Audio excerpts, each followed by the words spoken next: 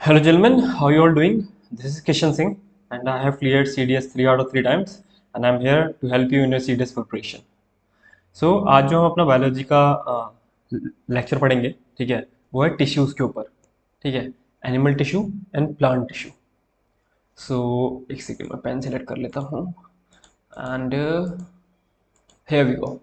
ठीक है, तो हम पढ़ेंगे टिश्यूज़ के बारे में. तो सबसे पहले हम बात करते हैं प्लांट टिश्यू के बारे में. ठीक है, प्लांट टिश्यू के बारे में देखो. प्लांट टिश्यू में, प्लांट्स में, ठीक है, दो टाइप की टिश्यूज होती हैं, meristematic tissue and permanent tissue. ठीक है, सबसे पहले हम बात करते हैं मेरिस्टेमेटिक टिश्यू की. मेरिस्टेमेटिक टिश्यू, ठीक है, मेरिस्टेमेटिक टिश्यू. मेरिस्टेमेटिक टिश्यू जो है, ठीक है, वो तीन टाइप की होती है. जो ज़्यादा बड़ा बन गया, ठीक है, तीन टाइप की होती है.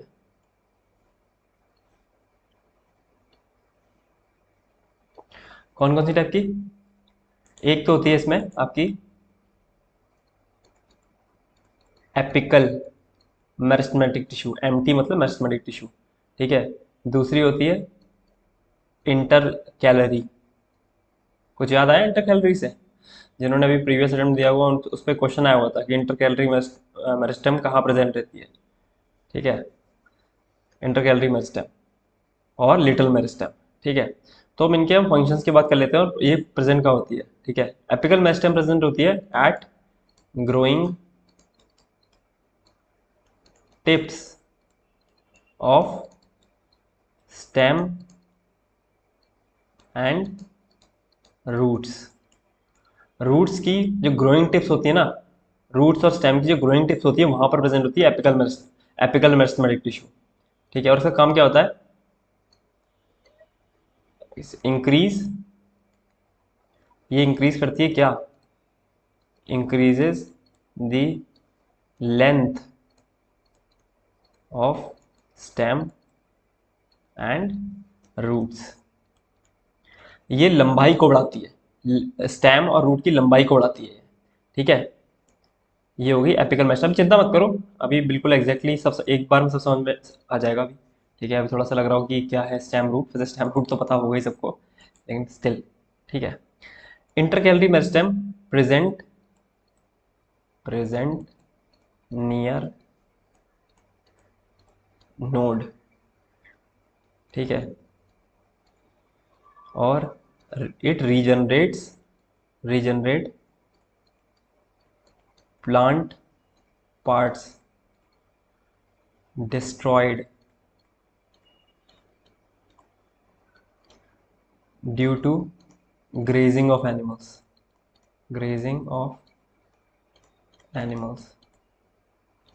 ठीक है, तो पहली बात तो इंटरकैलरी मेरिस्टेम जो होती है, ठीक है, वो नोड के पास प्रेजेंट रहती है. अब ये नोड क्या होता है अभी समझाऊंगा.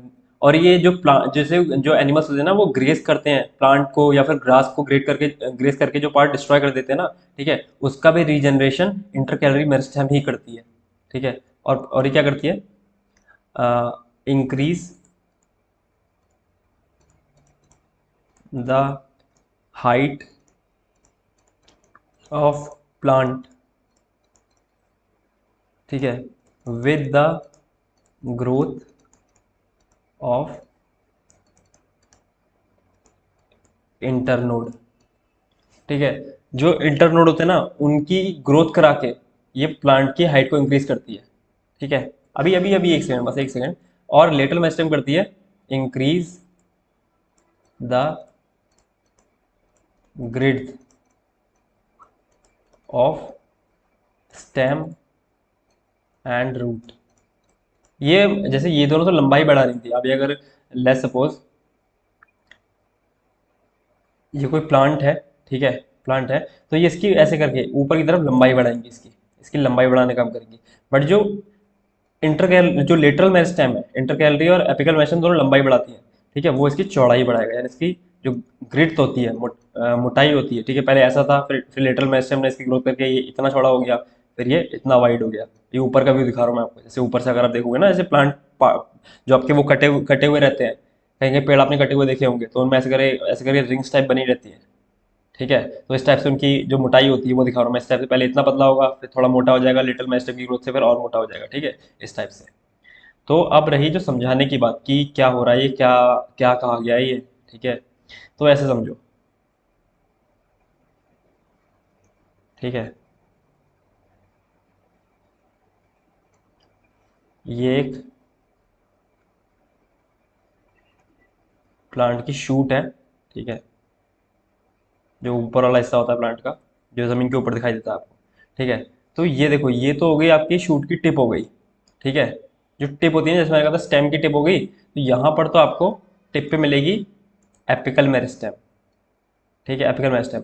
अब देखो ये इस तरीके से नोड प्रेजेंट रहते हैं प्लांट्स में। आपने गन्ना देखा है? गन्ना, ठीक है, गन्ने में जो बीच वाला एरिया होता है ना, ठीक है, जो इस तरीके से बीच वाला एरिया होता है जो थोड़ा सा स्वेलन होता है बाहर की तरफ, वो नोड ही होता है। ठीक है, आपने देखो गन्ने की लंबाई ऐसे ही बढ़ती है। ठीक है, ये नोड की लंबाई बढ़ने से, ठीक है, गन्ने की लंबाई बढ़ती है। नोड से ही गन्ना निकलता है। ठीक है, तो आप समझ गए हो कि नोड नोड से क्या कहना चाह रहा हूँ मैं। ठीक है, तो इस टाइप से नोड प्रेजेंट रहते हैं। तो इस वाले एरिया में, ठीक है, इस वाले एरिया में प्रेजेंट रहेगी इंटर कैलरी। इंटर कैलरी, अरे, इंटर कैलरी मेरिस्टेम। ठीक है, इंटर कैलरी मेरिस्टेम। और ये जो साइड वाला एरिया ना, ये साइड वाला एरिया, ठीक है, यहाँ पर प्रेजेंट रहती है लेटरल मेरिस्टेम, क्योंकि ये इसकी ग्रिड्थ या फिर मोटाई बताती है, मोटाई वो करती है। ठीक है, तो इंटर नोड की क्या बोलते हैं, ग्रोथ होगी। ठीक है, इंटर जब इनकी ग्रोथ होगी तो ऊपर की तरफ मतलब लंबाई बढ़ेगी। एपिकल मेरिस्टेम की ग्रोथ होगी तो ऊपर की तरफ लंबाई बढ़ेगी, पर जब लेटरल मेरिस्टेम की ग्रोथ होगी तो इस तरीके से इसकी मोटाई या फिर चौड़ाई बढ़ेगी, विड्थ या फिर ग्रिड्थ बढ़ेगी इसकी। ठीक है, तो समझ में आ गया था? समझ में आया बात? ठीक है, तो इस तरीके से इंटर कैलोरी पे एक क्वेश्चन आया हुआ था, जो आप अगर आप इस टेबल से पढ़े होते तो आप इसको बिल्कुल आसानी से कर पाते। अब मेरे को एग्जैक्ट ऑप्शंस नहीं याद है उसमें क्या थे। ठीक है, बट स्टिल अगर आपने इससे पढ़ा होता तो आप पता कर पाते कि एपिकल तो टिप पे तो नहीं प्रेजेंट रहती है और ग्रेड भी नहीं बढ़ाती है, तो इंटर कैलोरी में जो भी उसमें ऑप्शन सही था उस टाइम पे, ठीक है, तो आप उसको लगा के सही कर सकते थे इंटर कैलोरी में। तो इस तरीके से यही इसी टेबल से वो सवाल आया हुआ था। क्योंकि यार देखो, सोर्स एनसीईआरटी ही है। ठीक है, एक बहुत बड़ा सोर्स है सीडीएस को क्रैक करने का, एनसीईआरटी। अगर आप साइंस के एनसीईआरटी को अच्छे से पढ़ते हैं तो आप बिल्कुल एग्जाम को क्रैक कर सकते हैं।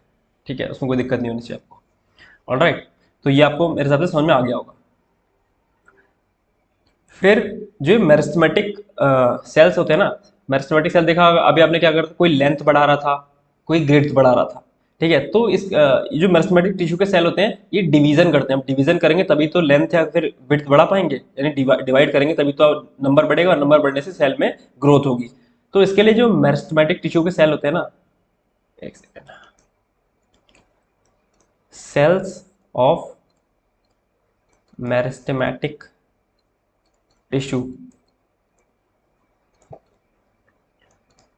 Lack vacuoles. ये क्या है सर?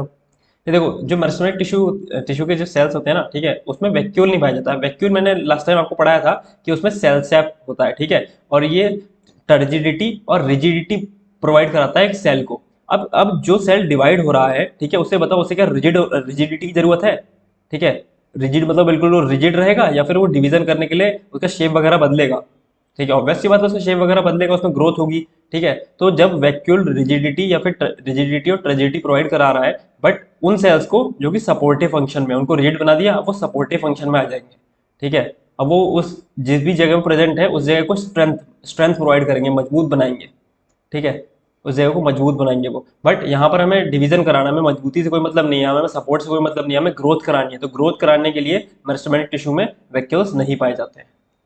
ठीक है, यानी मेरिस्टेमेटिक टिश्यू के जो सेल्स होते हैं उसमें वैक्यूल नहीं पाए जाते हैं, क्योंकि उनको डिवाइड करना होता है, because they divide.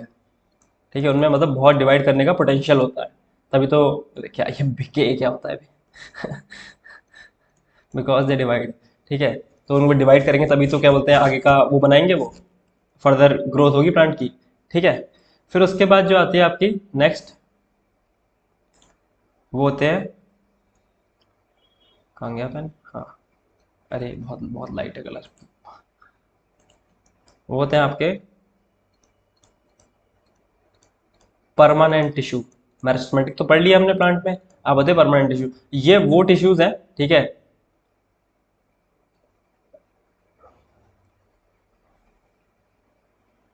Permanent tissue.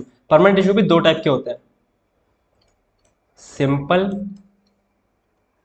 Permanent tissue and complex permanent tissue. Meristematic tissue जो डिवाइड करते हैं, परमानेंट टिश्यू जो डिवाइड होके बन चुके हैं, ठीक है। अब इनमें डिवीजन नहीं होगा, अब ये स्पेसिफिक फंक्शन प्रोवाइड करेंगे, ठीक है।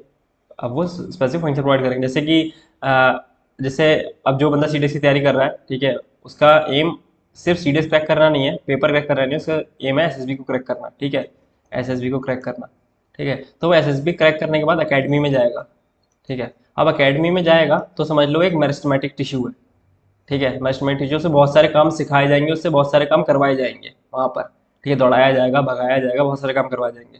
बट जब वो अकेडमी से एक लेफ्टिनेंट बन के निकलेगा ना, ठीक है, एक लेफ्टिनेंट बन के निकलेगा वहाँ से, ठीक है।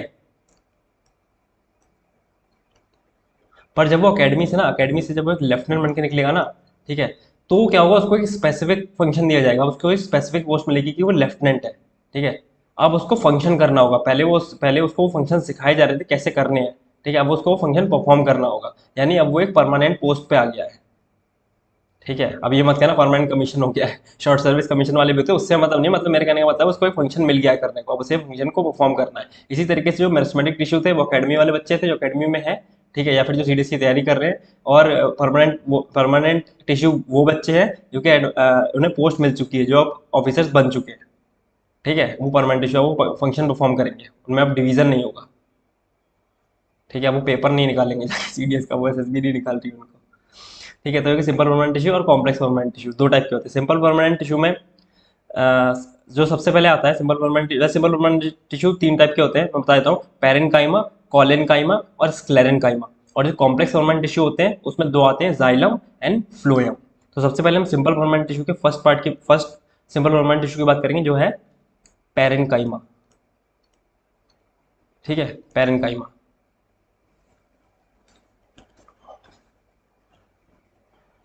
अब पेरेनकाइमा कुछ इस तरीके का दिखाई देगा आपको, अगर आप कहीं पर उसका डायग्राम देखेंगे ना, तो कुछ इस तरीके का दिखाई देगा पेरेनकाइमा, ठीक है। इस तरीके के इसके सेल्स होते हैं। आप सेल में देख पा रहे हो, ये इंटरसेलुलर स्पेस प्रेजेंट है इसमें, ये देखो स्पेस है, ये स्पेस है, ये स्पेस है, ये स्पेस है। तो यही है कि इसमें जो सेल होते हैं वो लिविंग सेल होते हैं, लिविंग सेल्स। और उनकी जो सेल वॉल होती है वो थिन होती है, thin cell wall, and inter cellular spaces present रहते हैं इसमें। Living cells, thin cell wall और इंटरसेलुलर स्पेसेस प्रेजेंट रहते हैं। इनका जनरली काम क्या होता है, कि काम इसका इंपॉर्टेंट है, ठीक है। तो कलर चेंज करके बता देता हूँ मैं, स्टोर फूड, ये फूड का स्टोरेज करते हैं, ठीक है। जब इन पेरेनकाइमा में, ध्यान से सुनना, जब इन पेरेनकाइमा में क्लोरोप्लास्ट प्रेजेंट रहता है, जब इन पेरेनकाइमा में क्लोरोप्लास्ट प्रेजेंट रहता है, तो ये क्लोरेनकाइमा कहलाते हैं। व्हेन इट कंटेन्स क्लोरोप्लास्ट, ठीक है, क्लोरोप्लास्ट, इट फॉर्म्स क्लोरेनकाइमा, ठीक है। जब इनमें क्लोरोप्लास्ट प्रेजेंट रहता है पेरेनकाइमा सेल्स में, तो इन्हें हम क्लोरेनकाइमा कहते हैं। ये बात अच्छे से 2 पॉइंट स्टार लगा लेना, एग्जाम में पूछ ली जाएगी, ठीक है, कि क्लोरेनकाइमा क्या है। Parenchyma cell containing chloroplast is called chlorenchyma, ठीक है। तो आपको स्क्लेरेनकाइमा बहुत फंसाने की कोशिश करेगा, लेकिन अगर आपने पढ़ रखा है तो आप एक बार में उसको टिक लगा पाओगे, ठीक है। फिर क्या होगा कि अगर पेरेनकाइमा में लार्ज एयर कैविटीज प्रेजेंट रहती है ना, लार्ज एयर कैविटीज प्रेजेंट रहती हैं, अगर अगर पेरेनकाइमा में लार्ज एयर कैविटीज प्रेजेंट रहती हैं, ठीक है, तो हम इसे एरेनकाइमा कहते हैं, एरेनकाइमा, ठीक है। और ये प्रेजेंट होता है एक्वेटिक प्लांट में, जो एक्वेटिक प्लांट्स होते हैं ना, जो पानी के अंदर पाए जाते हैं, ठीक है, जो पानी में होते हैं, ऐसे प्लांट्स में क्या बोलते हैं, एरेनकाइमा प्रेजेंट रहता है। Parenchyma with large air cavities is called aerenchyma, ठीक है, जो कि एक्वेटिक प्लांट्स में पाया जाता है। इसमें मतलब बहुत से लार्ज, जैसे मान लो ये सेल्स हैं इसके, ठीक है, इसके सेल्स इस तरीके से अरेंज रहते हैं एरेनकाइमा के, ठीक है, इस तरीके से, ठीक है। और ये जो आपको स्पेसेस दिख रहे हैं ना, ये लार्ज एयर कैविटीज होती हैं, इनमें एयर ब्लॉक हो जाती है, जिसकी वजह से वो उन प्लांट्स को फ्लोट करने में हेल्प करते हैं। ठीक है, तो ये लार्ज एयर कैविटीज होती हैं एरेनकाइमा की एक्वेटिक प्लांट्स में। ऑलराइट, ठीक है। फिर जो नेक्स्ट आता है हमारा कॉलेनकाइमा। कॉलेनकाइमा, तो इसमें इसमें भी क्या होता है, कॉलेनकाइमा में भी लिविंग सेल्स प्रेजेंट रहते हैं, लिविंग सेल्स। ठीक है, लिविंग सेल्स प्रेजेंट रहते हैं, और जो इनकी वॉल्स होती है ना, walls are irregularly regularly thickened. मतलब जगह जगह पे वो थोड़ी सी मोटी रहती है वॉल, और कहीं कहीं पे वो पतली रहती है इसकी walls.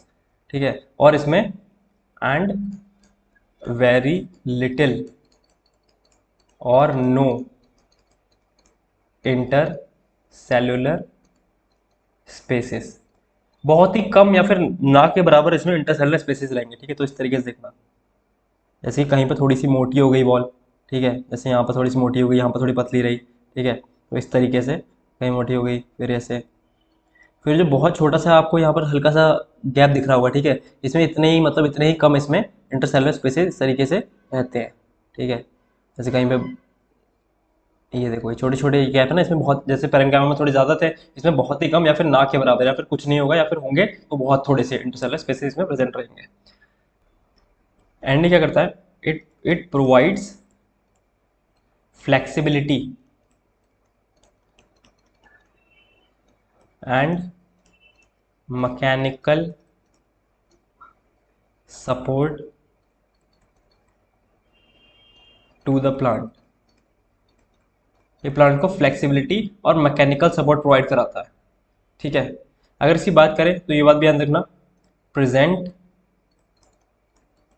In the leaf stock, present क्या होते हैं, present in the leaf stocks below the epidermis. जैसे कि इस तरीके से आपने देखा होगा कि यहाँ पर इस तरीके से लीफ है, ठीक है, और ये किसी मतलब एक स्टेम टाइप, स्टेम में लगी हुई है। ठीक है, तो ये जो ये वाला पार्ट होता है ना, ठीक है, ये वाला पार्ट, ये वाला पार्ट, ठीक है, यहाँ पर प्रेजेंट रहता है, इसे कहते हैं हम लीफ स्टॉक, लीफ स्टॉक। ठीक है, तो ये present in the leaf stock below epidermis. अब ऊपर तो जैसे हमारे ऊपर, हमारी बॉडी में स्किन रहती है, इसकी जो प्लांट की बॉडी में सबसे ऊपर रहता है उसे हम एपिडर्मिस कहते हैं। वैसे हमारे को भी एपिडर्मिस कहते हैं, इन जनरल जो टर्म होता है उसको एपिडर्मिस कहा जाता है। जो आउटर लेयर होती है किसी भी ऑर्गेनिज्म की बॉडी की, ठीक है, उसको हम एपिडर्मिस बोलते हैं इन जनरल में। ठीक है, तो सबसे ऊपर तो एपिडर्मिस होगी, एपिडर्मिस के जस्ट नीचे लीफ स्टॉक में ये कॉलेनकाइमा सेल्स जो है प्रेजेंट रहेंगे। आई होप समझ में आ गया होगा। ठीक है, और इसमें जो है कॉलेनकाइमा में वैक्यूल्स प्रेजेंट रहेंगे, वैक्यूल्स आर प्रेजेंट। ठीक है, कॉलेनकाइमा में वैक्यूल्स प्रेजेंट रहेंगे। ठीक है, अब जो नेक्स्ट आता है हमारा पर परमानेंट टिश्यू में, ठीक है, वो आता है हमारा स्क्लेरेनकाइमा, स्क्लेरेनकाइमा। ठीक है, सबसे सही बंदा यही लगता है मेरे को, सेल्स आर डेड। ठीक है, इसके डेड सेल्स होते हैं। ठीक है, और इसकी जो वॉल्स होती हैं वो लिग्निफाइड होती हैं, walls are lignified, lignified, lignified मतलब एक लिग्निन एक सब्सटेंस होता है। ठीक है, ये पूछ सकता है कि किस परमानेंट टिश्यू की जो सेल्स होते हैं, ठीक है, उसमें लिग्निन प्रेजेंट रहता है, ये सवाल बन सकता है आपसे। ठीक है, तो ये है आपका स्क्लेरेनकाइमा, स्क्लेरेनकाइमा की वॉल्स में लिग्निन प्रेजेंट रहता है, इसकी वजह से हम लिग्निफाइड वॉल, लिग्निफाइड वॉल्स कहते हैं। ठीक है, लिग्निफाइड मतलब वुडी टाइप, वुडी अपीयरेंस आ जाती है इसमें, लकड़ी की जैसी। ठीक है, राइट, समझ में आई बात। जैसे कि इसके अगर मैं बताऊँ तो सेल्स होते हैं इस तरीके से, इसके सेल्स में कोई इंटरसेलुलर स्पेस नहीं होता, बिल्कुल एक दूसरे में घुसे घुसे। इसकी इसकी जो वॉल्स होती है वही बहुत थिक होती है। ठीक है, इस तरीके से बहुत, ये होता है लिग्निफिकेशन, थिक हो गई है। ठीक है, ये होता है लिग्निफिकेशन। अब जब इसमें इतना लिग्निफिकेशन हो जाएगा तो इंटरसेलुलर स्पेस कहाँ से आएगा, इसमें इंटरसेलुलर स्पेस इसकी वजह से इसमें प्रेजेंट नहीं होता है, नो इंटरसेलुलर स्पेस। ठीक है, नो इंटरसेलुलर स्पेस, और ये स्ट्रेंथ प्रोवाइड करते हैं, क्योंकि पूरी तरीके से डेड होते हैं ना सेल, तो इसका काम होता है सिर्फ स्ट्रेंथ प्रोवाइड कराना, स्ट्रेंथ प्रोवाइड कराना प्लांट को। ठीक है, ज़्यादा हिंदी हो गई पर कोई नहीं स्ट्रेंथ प्रोवाइड कराना। ठीक है, अब ये प्रेजेंट कहाँ कहाँ होते हैं, ये इंपॉर्टेंट है। Sclerenchyma cells are present in, ठीक है, कलर चेंज करके बताया जाएगा, बिल्कुल लाल तड़कता भड़कता कलर लिया जाएगा। Present in stems around vascular bundles. ठीक है, ये इसको ऐसे पढ़ते रहना, ऐसे याद हो जाएगा ये। ठीक है, vascular bundles in the veins of leaves, क्योंकि अब मैं सब कुछ बना के दिखाने लगा तो फिर वीडियो बहुत लंबी हो जाएगी और आपके काम का भी नहीं है। Leaves and in the hard covering of seeds and nuts. ठीक है, तो स्टेम में प्रेजेंट रहता है, वेस्कुलर बंडल के चारों तरफ प्रेजेंट रहता है, वेस्कुलर बंडल के राउंड में जो लीफ की वेन्स होती है ना, लीफ की वेन्स उनमें प्रेजेंट रहता है, और जो सीड और नट्स होते हैं ना, उनकी जो हार्ड कवरिंग होती है, आपने बाहर सीड और नट्स की हार्ड कवरिंग देखी होगी, वो स्क्लेरेन्काइमा की ही प्रेजेंट मतलब बनी रहती है, उसमें स्क्लेरेन्काइमा प्रेजेंट रहता है। ठीक है, तो ये एग्जाम्पल से कहाँ का प्रेजेंट होता है ये जरूर याद रख लेना, क्योंकि ये पूछा जाता है एग्जाम में, यहीं से पूछ लेगा सवाल कि hard covering of seed and nuts is made up of parenchyma, collenchyma, sclerenchyma, xylem, phloem, इस तरीके से सवाल करके आपसे पूछ लेगा, तो आपको पता होना चाहिए कि it is made up of sclerenchyma. ठीक है, ऑलराइट। देन अभी हमने एपिडर्मिस की बात कर रहे थे ना, एपिडर्मिस मैंने आपको बताया था। ठीक है, तो एपिडर्मिस के बारे में थोड़ा सा जान लो। ठीक है, एपिडर्मिस पहली बात तो आउटर मोस्ट लेयर होती है, आउटर मोस्ट लेयर। ठीक है, अब आउटर मोस्ट लेयर का काम क्या होगा, सबसे पहला जो काम होगा उसका प्रोटेक्शन का। ठीक है, और कभी कभी क्या होता है ना, जो प्लांट का एरियल पार्ट होता है, जैसे मान लो कि स्टेम हो गई या फिर लीफ हो गई, ठीक है, इस पार्ट में, ठीक है, ये कुछ वैक्सी सब्सटेंस सीक्रेट करती है, waxy substance, subs subs subs रुक जाओ, ठीक है, वैक्सी सब्सटेंस, ठीक है, secretion on aerial plant parts, aerial part of plants. ठीक है, एरियल पार्ट ऑफ प्लांट्स, तो उसमें वैक्सी सिक्रेशन सिक्रेट करती है या एपिडर्मिस, जिससे क्या होता है ना, जिससे लॉस ऑफ जो वाटर का लॉस होता है ट्रांसपिरेशन के थ्रू, वो रुकता है प्लांट में। जो नहीं, इसे ऐसे लिखता हूँ इसे, टू प्रिवेंट, ठीक है, अब क्या क्या, लॉस ऑफ वाटर जो प्लांट में होता है ट्रांसपिरेशन के थ्रू, उसे रुकते हैं। ठीक है, मैकेनिकल इंजरी से बचाते हैं प्लांट को, मैकेनिकल इंजरी, ठीक है, और इन्वेजन बाय जो पैरासाइट वगैरह इस पे अटैक करते हैं ना प्लांट्स पे, जैसे कि पैरासिटिक फंजाई हो गई, पैरासिटिक फंजाई, ठीक है, उससे इसको बचाती है। ठीक है, फिर आपको पता होगा कि जो प्लांट्स में स्टोमाटा प्रेजेंट रहते हैं, स्टोमाटा, जिसके थ्रू गैसियस एक्सचेंज होता है प्लांट्स में। ठीक है, तो ये बात याद रखना कि स्टोमाटा में दो kidney shaped, kidney shaped guard cells present रहते हैं, गार्ड सेल्स प्रेजेंट रहते हैं। ठीक है, अभी आप सोच रहे हो कि यार इतना क्यों पढ़ा रहे हैं हमको डीप में, तो ये डीप नहीं है यार, डीप नहीं है। ठीक है, अगर आप पॉलिटी उठा के देखोगे ना तो आपको दिमाग घूम जाएगा, बोलोगे यार ये होता है डीप। ठीक है, साइंस तो कोई डीप नहीं है, साइंस तो यहीं से सवाल आ जाएंगे। ठीक है, इसलिए जो लोग सोच रहे हैं कि ये बहुत डीप है, अरे इतना नहीं आएगा, ऐसा नहीं है। स्टेटमेंट की लाइन में से उठा के पूछ लेगा, यार दो एनसीईआरटी है, एक 9th क्लास की, एक 10th क्लास की। ठीक है, कहीं से तो पूछेगा यार, ये बताओ, ना पूछे बिल्कुल पूछना बंद कर दे। ठीक है, तो ये देखो, दो किडनी शेप्ड गार्ड सेल्स है, एक ये और एक ये, किडनी शेप लग रहे हैं गार्ड सेल्स। ठीक है, तो इन्हीं की मदद से जो स्टोमाटा में है वो गैसियस एक्सचेंज होता है। ठीक है, अभी तो खुले हुए हैं, ये बंद होके इस तरीके से दिखेंगे। ठीक है, बंद होने के बाद ये गार्ड सेल इस तरीके से बंद है, तो कोई गैस एक्सचेंज नहीं होता है। जब खुल जाते हैं तो फिर इसमें से गैस गैस का एक्सचेंज होने लगता है, अंदर बाहर जो भी है वो इसमें गैस एक्सचेंज होने लगता है। ऑलराइट, ठीक है, फिर आते हैं अपने जो हमारे, अभी तो हमने सिंपल सिंपल परमानेंट टिश्यू पढ़े हैं, अब जो है हमारे complex permanent tissue, complex permanent tissues. ठीक है। इसमें सबसे पहला जो आता है वो आता है हमारा जाइलम। दो ही होते हैं, जाइलम और फ्लोएम। तो सबसे पहले होता है जाइलम। ठीक है, तो ये बात जरूर याद रखना कि जाइलम में क्या क्या होता है। जाइलम कंसिस्ट ऑफ, ठीक है, ट्रैकीड्स, वेसल्स,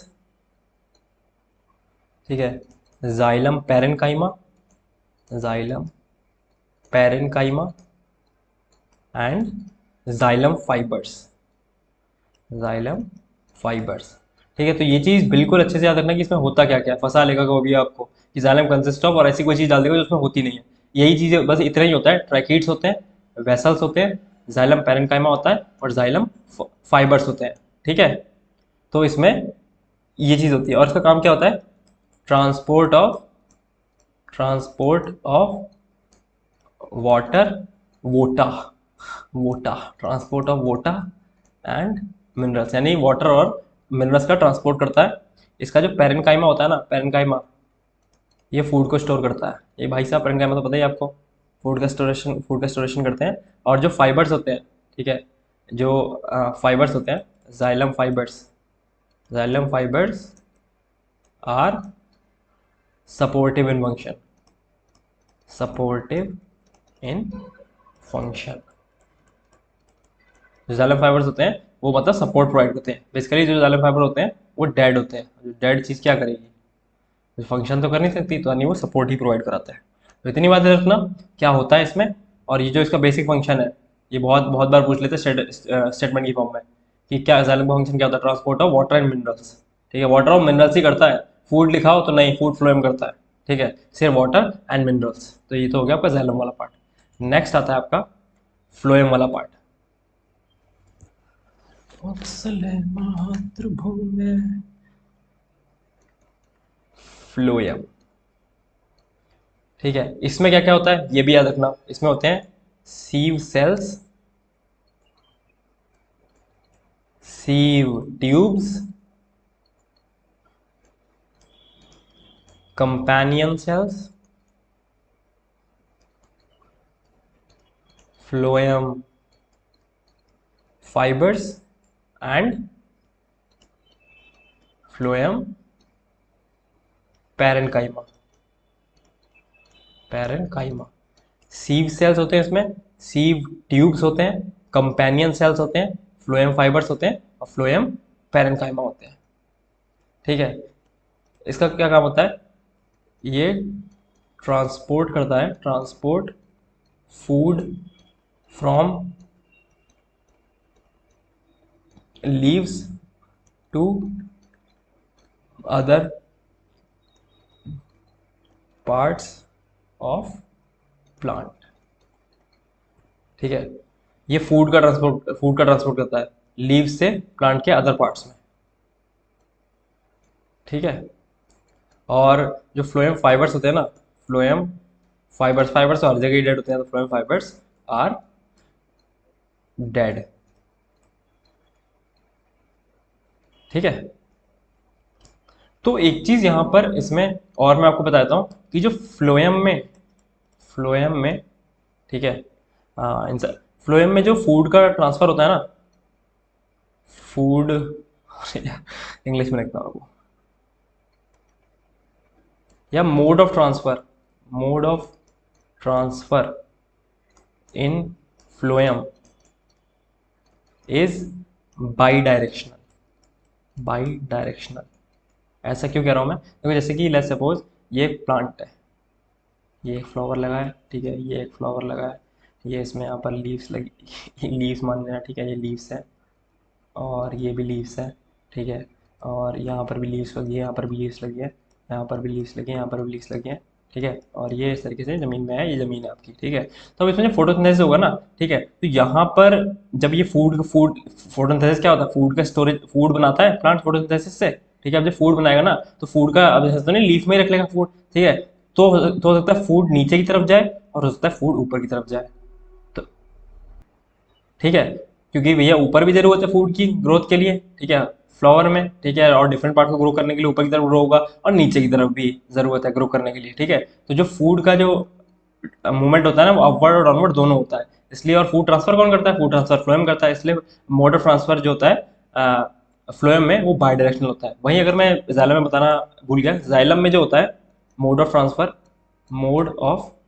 ट्रांसफर, ठीक है, इज यूनी डायरेक्शनल है। बोले ये क्या बात हुई? यही बात हुई। फिर से हम अपना एक प्लांट बनाते हैं, लीव्स है, लीव्स वगैरह हैं, ठै ठै ठै इस तरीके से लीव्स वगैरह हैं, उससे हमें कोई मतलब नहीं है इसमें। इसमें देखो ये ज़मीन आ गई, ज़मीन के अंदर इसकी रूट्स हैं, ठीक है, ठीक है, रूट्स हैं। अब यहाँ पर सॉइल प्रेजेंट होगी और वाटर, सॉइल में वाटर प्रेजेंट रहेगा, ठीक है, सॉइल में इस तरीके से वाटर प्रेजेंट रहेगा यहाँ पर ऐसे करके। अब जब देखो ना जो वाटर और मिनरल्स का जो अपटेक है, ठीक है, वाटर एंड मिनरल्स प्लांट कहाँ से लेगा? सॉइल से लेगा ना, नीचे से लेगा। अब ऐसा तो नहीं हवा में घूम रहा है मिनरल वहां से ले लेगा, ठीक है, तो इस तरीके से अब जो रूट से लेगा, रूट से जाएगा तो ऊपर ही, ऐसा थोड़ा ना ऊपर से लेके नीचे भेज देगा। जब रूट से ही ले रहा है तो रूट से तो ऊपर ही जाएगा, ये ऊपर इस तरीके मूव करेगा। इसलिए ये सिर्फ यूनिडायरेक्शनल होता है, नीचे से खींचता है ऊपर की तरफ देता है। इसलिए mode of transfer in xylem is unidirectional.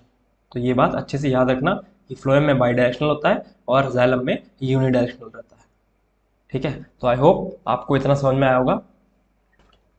तो ये तो होगी प्लांट टिश्यू की बात, ठीक है। अब मैं सोच रहा हूँ कि जो एनिमल टिश्यू की बात है ना, वो उसको नेक्स्ट वीडियो में बना दूंगा, वरना वीडियो काफ़ी बड़ा हो जाएगा, ठीक है। फिर आप लोग भी कहोगे यार इतना बड़ा वीडियो हो गया, ठीक है, तो उसको मैं नेक्स्ट वीडियो में बना दूंगा एनिमल टिश्यू वाले को। ओके ठीक है, तब तक इसको नोट डाउन करिए, रिवाइज करिए और पढ़ते रहिए, ठीक है। मिलते हैं नेक्स्ट वीडियो में। Okay bye.